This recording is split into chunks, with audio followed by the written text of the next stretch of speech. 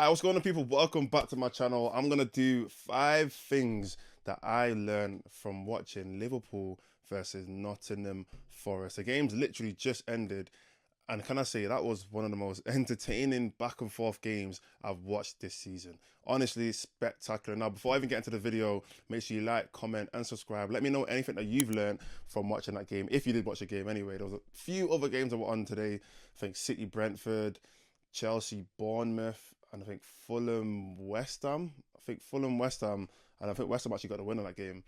Chelsea drew 2-2 and City drew 2-2. That's another interesting result.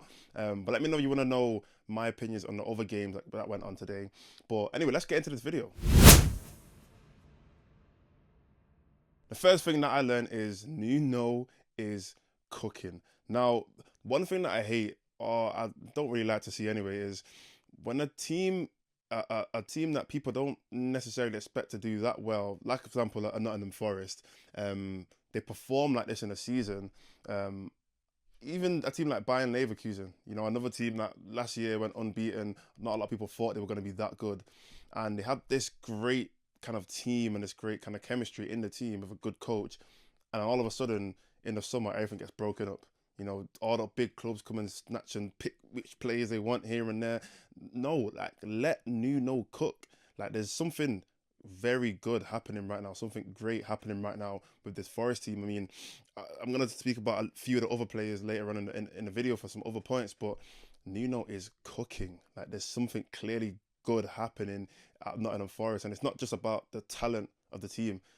These guys are playing great football. There was points where I remember there was a point in the game where in the second half, and I was watching Gibbs White and Hudson-Odoi just bopping it around the Liverpool defenders. This is supposed to be one of the best defenses in the league, and I've watched Nottingham Forest pass the ball around and you know, create spaces and entire areas, etc. You know, and that's coaching.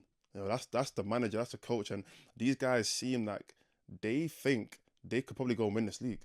You know, they're playing and they're taking every game one step at a time. They're not doing the Chelsea, trying to hide from it and run away from it. That's why Chelsea are dropping points every single week. Now, Forest are going into every game with the mentality of, we are a very good team. We have momentum on our side. We've got adrenaline on our side. We're getting big results. We can go toe-to-toe with the top teams in the league like they've shown. I mean, they're the only team that beat Liverpool this season, and now they're just drawn against them.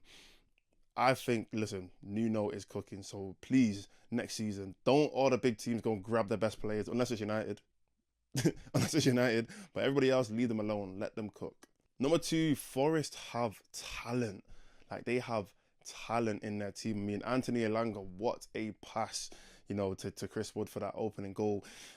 I made a video, you know, maybe last week or 2 weeks ago about players that United have lost. Yeah, not players that United have kind of got rid of. No, players that we've lost. We've lost these talents. Elanga is the perfect example of a player that we've lost. You know, he is an amazing player. He'd walk back into the United team. You know, his pace is unreal. He might be one of the fastest players in the league. If not, I know there's like, okay, Van der Ven, etc. But Elanga's pace is electric. Like, he can get up and down the field so quickly. And it's not just about his pace, though. Like I said, that final pass, you know, he's making. There was even a cross that he put in the box, and somebody's just missed it. I'll have to go back and check. The game's just ended. But that pass that he put in, he's beating his player, put it in the box. He's picked out the pass as well. He's not just kicked it and hoped for the best. He's picked out the pass, and I think Nottingham just about couldn't put it in the net. But one great talent there. Morgan Gibbs White. Oh my gosh. He is one of the best British talents that we have, honestly. Like, and I know he plays for Forest, so people don't really want to talk about him as much. But yeah, the Fodens and you got your Palmers and your Morgan Rogers and your what other English talents are they? Anthony Gordons and Morgan Gibbs White is in that conversation. He's in that conversation with those players. Yes, he might play for a smaller club, but what he's doing is just as good as what all these other guys are doing. He can get you a goal and get you an assist, but he can also dictate the game. He is the heartbeat of that midfield, of that Nottingham Forest team. And not only that, but he's a leader as well. You know, you can see that he's the one who's the most vocal on the pitch. He's telling the other players what to do. He's bringing everyone together. He kind of, like I said, he's a glue for that team. he's a serious talent as well, and I feel like he's a little bit underrated. A lot of people speak about him a lot, and like I said, maybe it's because he plays for Forest, smaller club, etc. But I'm telling you, in terms of English talents or even talents in the Premier League, he is right up there with all the other guys. But aside from him, you still got players like Hudson-Odoi, you got players like Elliot Anderson, Nico Williams. Who else is there? There's a few other players in that team, like young-ish, like 25 and under. Obviously, you got your Ole Einers and your Matt Sells and your Chris Wood, but they're all a little bit older. So I'm talking about just young talents, 25 and under talents. They've got quite a few players. Number 3, I was gonna give this to one player, but I have to give it to both of them: Chris Wood and Matt Sells. Mainly Matt Sells, because when I was writing down my points watching the game, the first thing I wrote down was Chris Wood because of the goal, because he's been inevitable this season. In fact, I'm not even going to edit this out. I need to see how many goals Chris Wood has this season. He has 13 goals in the Premier League, and we are, 21 games in? 21 games into the season, and he has 13 goals. Amazing. Wow. Honestly, we're talking about Premier League strikers. I've always said, look, if a Premier League striker gets anywhere from 15 to 20 goals, they are certified. Certified. Like, you cannot question them. It's not even a striker, just any forward player. If you can get 15 to 20 goals in the Premier League, you are certified. He's 2 goals away from that. And yeah, I get it. He's a little bit on the older side. How old is Chris Wood, actually? Let me did a little bit of research. 33 years old. Yes, he's a little bit on the older side, but I mean, he seems to be in his prime right now. I mean, that goal, like that, the first touch, first of all, because I mean, he's not he's not got a crazy amount of space. You know, Forest are on a counter attack, and you have to understand as well, Chris Wood isn't as mobile as the players that he's playing with. You know, he was playing with Elanga, Gibbs-White, Hudson-Odoi. These are very quick, agile, you know, like I said, mobile players that on the counter attack they can move the ball and move up the pitch very quickly. But for Chris Wood to be able to keep up with these younger guys and also put the ball in the net, it kind of just shows how good he is and how intelligent he is as a striker. Because as you get older, you kind of have to learn and add that into your game, because, you know, like I said, he's not going to be as quick as the other guys he's playing next to. But I mean, to take that ball from Elanga, control it, and then finish it past was it Alisson who's in net today? It probably was Alisson in net. Because the game's just finished, I'm a bit still trying to remember everything about the game. But he was their goalkeeper. Yeah, Alisson, obviously.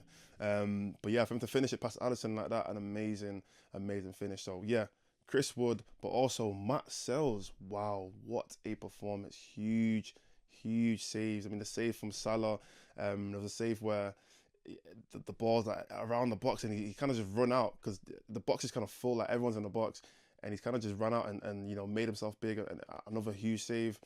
Honestly, what a performance. And look, I actually included him. I'm going to take a little bit of credit here. I included him in my underrated team of the year because he's not just done this today. No, Matt Sells has been doing this all season. People are obviously going to see him more and hear about him more when he plays the bigger teams, at Liverpool, etc.